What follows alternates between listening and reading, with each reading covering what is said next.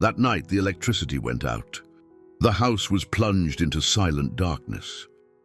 I, with a towel wrapped around my body, groped my way into the bedroom. In that silence, I thought I had reached my husband's bed, William.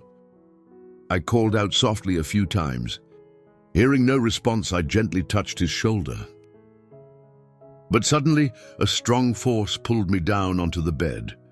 William pressed me down, his hot breath fanning over my skin.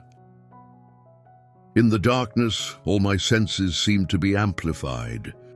I felt the warmth from his body and his strong but longing gestures. A feeling of both shyness and trembling spread throughout my body, like an electric current running down my spine. The way he touched me, the way his body pressed against me, seemed to pull my entire consciousness into a hazy space. With only the feeling and the strong beating of my heart, I struggled slightly, intending to say something. But the words were stuck in my throat.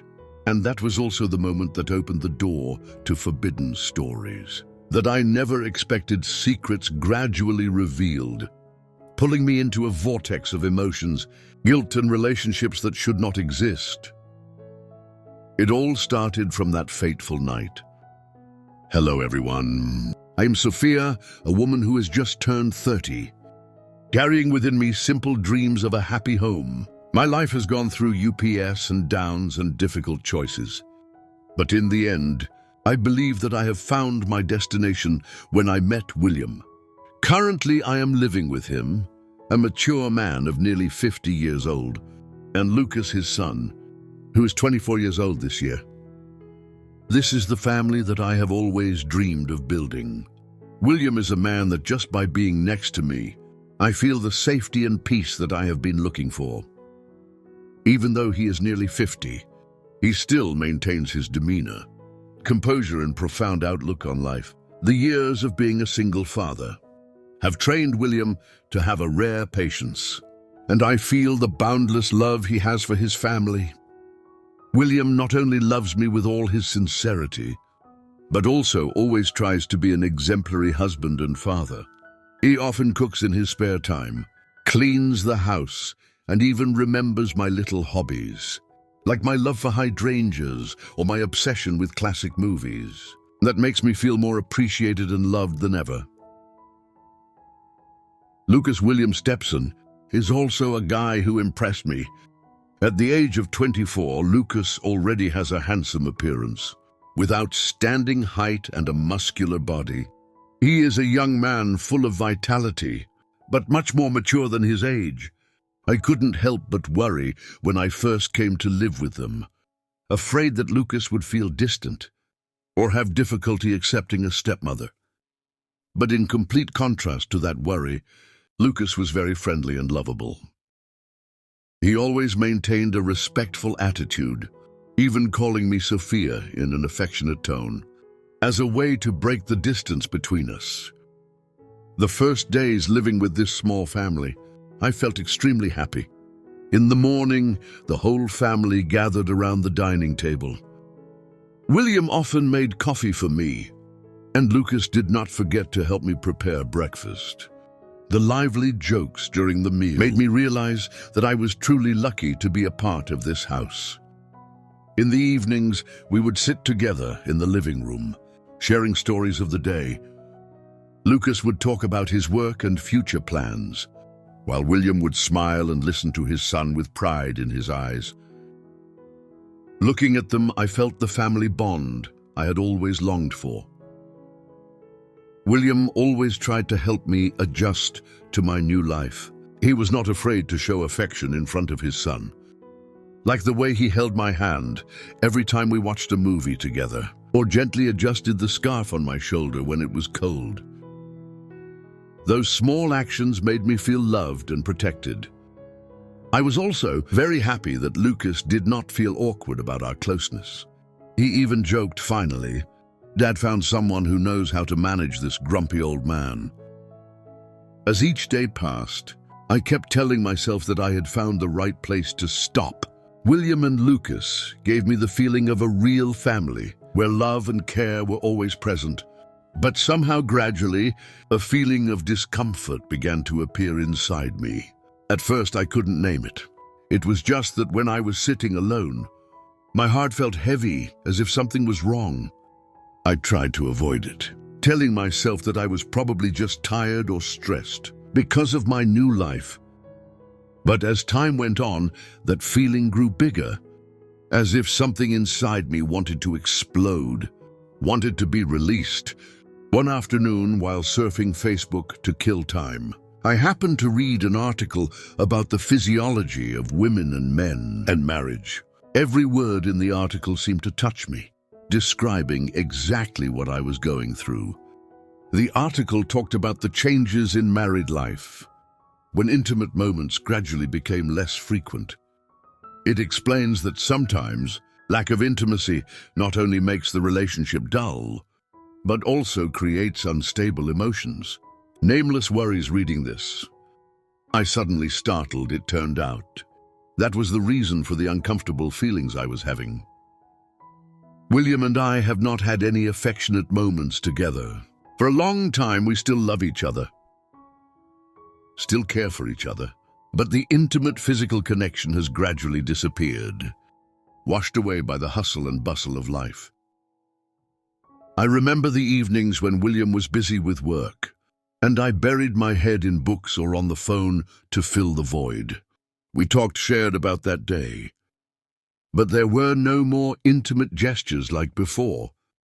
After reading the article, I said to myself that must be it.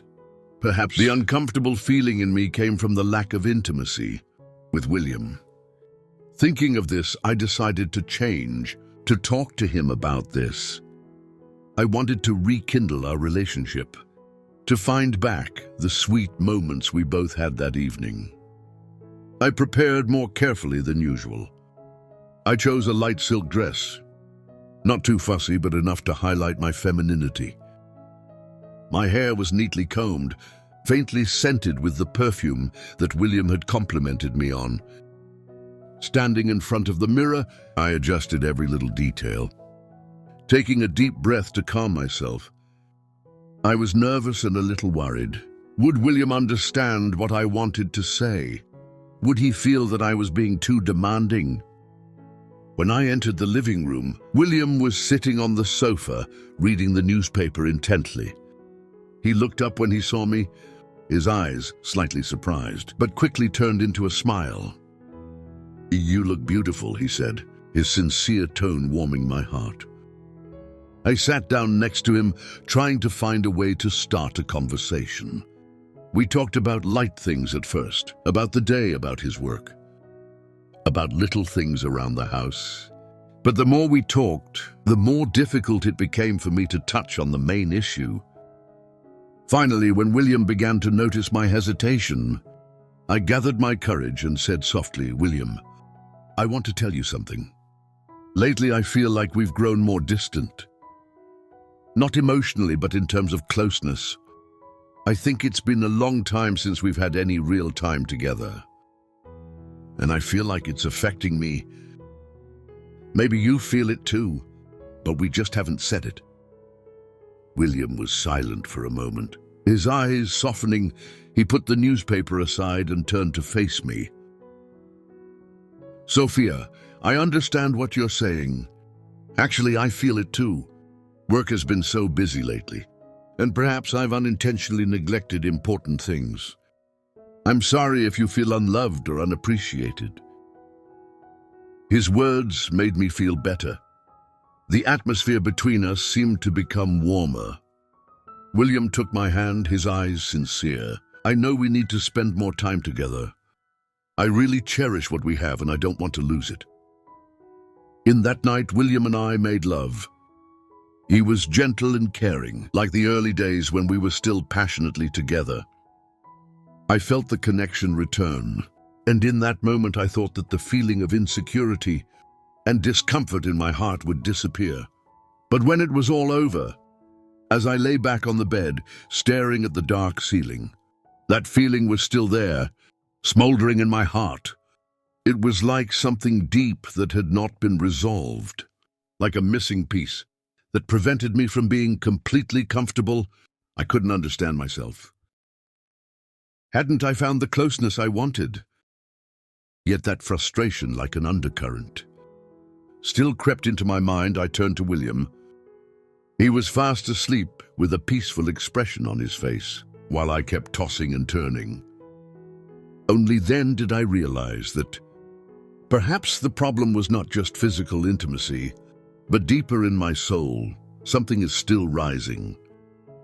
A void that is hard to name, and I don't know what to do to fill it. Not wanting to think any further, I stepped into the bathroom, letting the warm water wash away all the worries in my mind. After I finished showering, I felt a little lighter, as if I had just lifted a part of an invisible burden.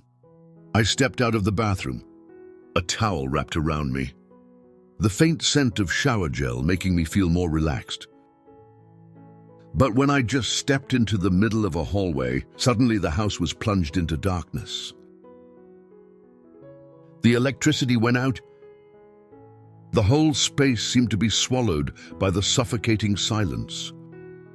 The light from the nightlight in the room also went out, leaving a thick darkness. I hesitated for a moment, feeling my sweaty skin begin to wrinkle in the cool air. I groped my way towards the bedroom, my hand gently sliding across the wall to find support in the darkness. "William," I called softly, but heard no response. The house was too quiet. Only the wind whistling softly through the window.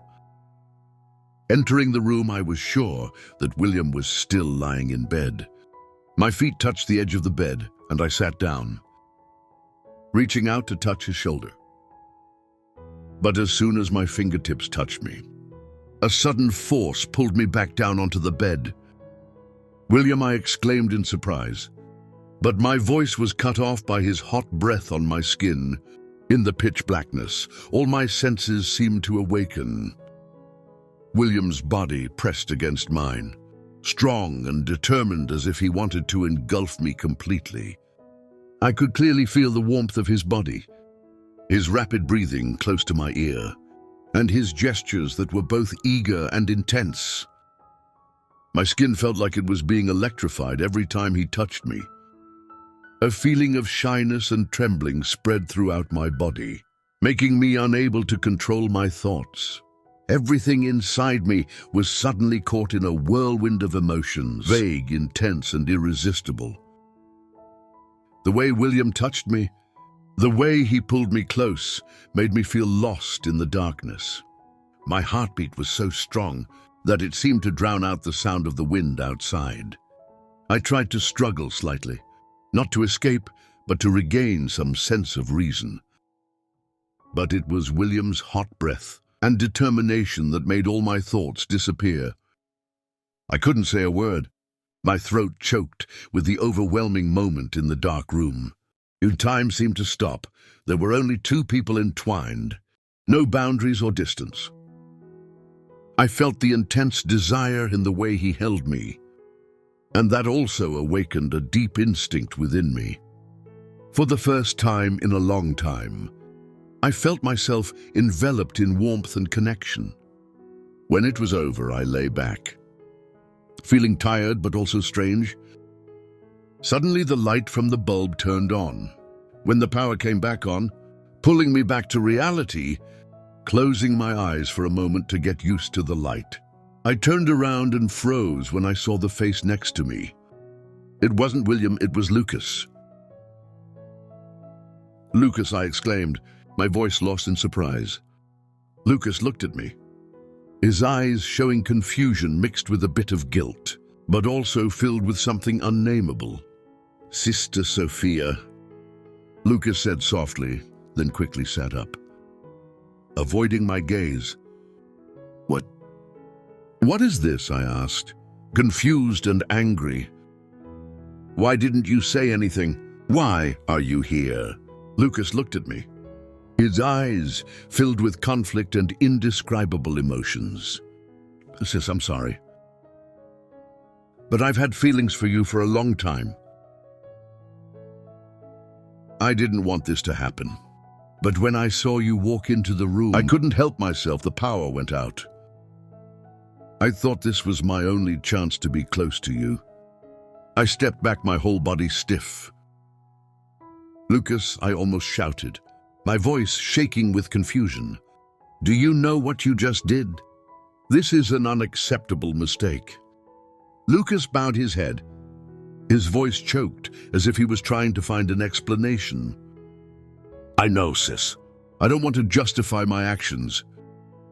But you know, every time I see you and Dad together, I wish I was loved like that. I didn't mean to hurt you, but I couldn't control my feelings anymore. I'm sorry. I felt a flood of emotions, confusion, anger, and something like pity. Lucas, I'm not the one who can fill the void in your life. I understand your mixed feelings, but this isn't right. It can't happen again. Do you understand? Lucas raised his head, his eyes full of guilt and despair.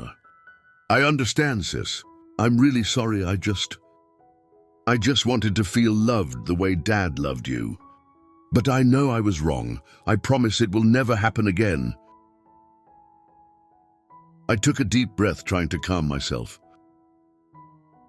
Lucas, I won't tell William. But you need to keep your distance so you don't hurt anyone else. This is the last thing I expect from you. Lucas nodded, his eyes filled with remorse. I'm sorry, sis. I'll keep my distance, and I promise it won't happen again. I turned and left Lucas's room, my heart heavy with unnamed emotions. When the door closed behind me, I felt as if all my strength had been drained. I sat down on the hallway, my back against the cold door, my head in my hands. The images that had just happened kept swirling in my mind, making it impossible for me to escape them. I didn't dare think about what had just happened. The feeling of guilt was like a stone pressing down on my chest, making it hard to breathe. I couldn't understand how things had come to this. At the climax, when I didn't know it was Lucas, there was a brief moment when I let myself be swept away. A part of me wanted to disappear immediately, wanted to escape from a situation I couldn't control. The image of William, the man who would always loved and trusted me, suddenly appeared in my mind. The feeling of guilt towards him surged strongly, like a flood sweeping away all reason. I hugged myself tightly, my shoulder shaking, my eyes staring into space, but unable to focus on anything. How much time passed, I don't know. Only when the numb feeling in my legs pulled me back to reality did I try to take a deep breath, telling myself to stand up. I needed to face the truth with William, with everything that was going on inside me. After all, I couldn't sit here like a fugitive forever. I stood up absent-mindedly, adjusting the towel wrapped around me. Heavy footsteps led me back to the bedroom. The door opened. The room was bathed in the soft light from the nightlight. William was still lying on the bed, his sleep as peaceful as ever, unaware of the chaos that had just happened outside. I stood there for a long time looking at him. His face was calm, his lips slightly pursed, as if he was dreaming of something beautiful. My heart clenched. How could I let this happen? How could I let my weakness and Lucas's lack of control destroy everything we had built together? I walked lightly to the bed, lay down next to William, the cold feeling in my heart still not gone. Even though he was right here, the familiar feeling of safety was still far away. I closed my eyes, trying to clear my mind of all thoughts to find some peace. But the image of Lucas, his conflicted eyes and apologetic words, still lingered in my mind. I knew that from this moment on, everything would not be the same again. Since that night, the relationship between Lucas and I became strange. Although neither of us said it, the distance clearly grew. Lucas became reserved, less talkative. Whenever I was around, he always avoided my eyes, kept his distance in every gesture, every word. As for me, every time I met Lucas, an awkward feeling rose in my heart. I didn't know how to behave so that everything would return to normal, but perhaps that was impossible. William still didn't know anything. He still loved Lucas and me as usual. But I knew both Lucas and I were trying to hide our mixed feelings. Family meals became more silent. The jokes between Lucas and I seemed to have disappeared. The atmosphere in the house became heavier, and William seemed to feel it too, but he didn't ask, only occasionally looking at Lucas and me with a puzzled expression. One morning when the whole family was having breakfast, Lucas suddenly put down his cup of coffee on the table. His eyes were more serious than ever, attracting both William and I's attention. "Dad, Sophia," Lucas said, his voice calm but determined. "I've thought a lot and want to tell you too about a decision I've made." William put down his knife and fork and looked at his son in surprise. "What do you mean, Lucas?" Lucas looked straight at his father, then turned to me for a moment. "I think it's time for me to leave. I need a new environment to learn and grow. I feel like I can't continue like this here." His words left me speechless. Even though he didn't directly say the reason, I knew what Lucas was implying. A wave of emotions surged through me, but I tried to stay calm. William frowned a little, confused. "Leave? Where do you want to go?" "You're still learning very well at your current company. I found a course in another city where I can further develop my skills," Lucas explained, his voice even. But his eyes strained. It was a decision I thought about carefully. I needed some space, and I thought it was best for everyone.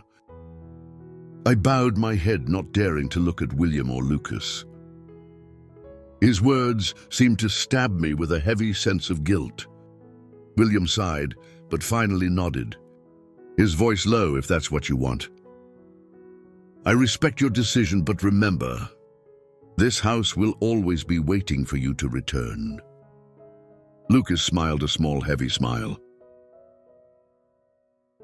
"I know, Dad, and thank you, both of you. And Sophia, I'm really sorry if I've caused any inconvenience to anyone with my departure."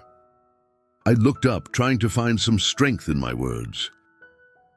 "Lucas, if this is what's best for you, I just hope you find what you need. I wish you all the best, too." Lucas nodded. His eyes met mine for a moment, then turned away. The day Lucas left, the whole house was quieter than usual. William helped him pack his things, his eyes unable to hide the sadness of a father. I stood by the window watching Lucas's car roll away, my heart in turmoil. At that moment, I knew that this departure was not only for Lucas to find a future, but also for him to get rid of the feelings he shouldn't have, so that all of us could be freed from the things that no one dared to say out loud. When Lucas left, the house became much quieter. William still maintained his usual lifestyle, but his eyes often turned to the void that Lucas left behind. He often mentioned his son, expressing pride in the new journey Lucas was pursuing. I just smiled, agreeing with him. But deep inside, the feeling of relief mixed with guilt still lingered. As time passed, life gradually returned to its old orbit. William and I found our connection in the little things of everyday life. But every time I think back to what happened, I can't help but wonder if I'd been more careful. If I hadn't let myself get lost in the dark corners of my emotions. With things have gone differently, I realize that in life mistakes can happen at any time, and they not only hurt you, but also affect the people you love the most. The biggest lesson I learned is the need to control your emotions and actions, especially when faced with situations that can easily lead to mistakes that are difficult to correct. I also understand that sometimes confusing emotions do not come from relationships with others, but from internal instability, instead of avoiding or seeking false comfort. The most important thing is to face yourself and find a way to solve the root of the problem. To everyone, I just want to send a sincere advice. Always be honest with your feelings, but also need to set clear boundaries, no matter the circumstances. Don't let moments of weakness lead you in the wrong direction, because the consequences sometimes affect not only you, but also the people you love. Know how to cherish the relationships around you and nurture them with sincerity and responsibility. Don't let wrong actions or temporary emotions erode the trust that has been built. Over time, sometimes a small decision is enough to change a whole life.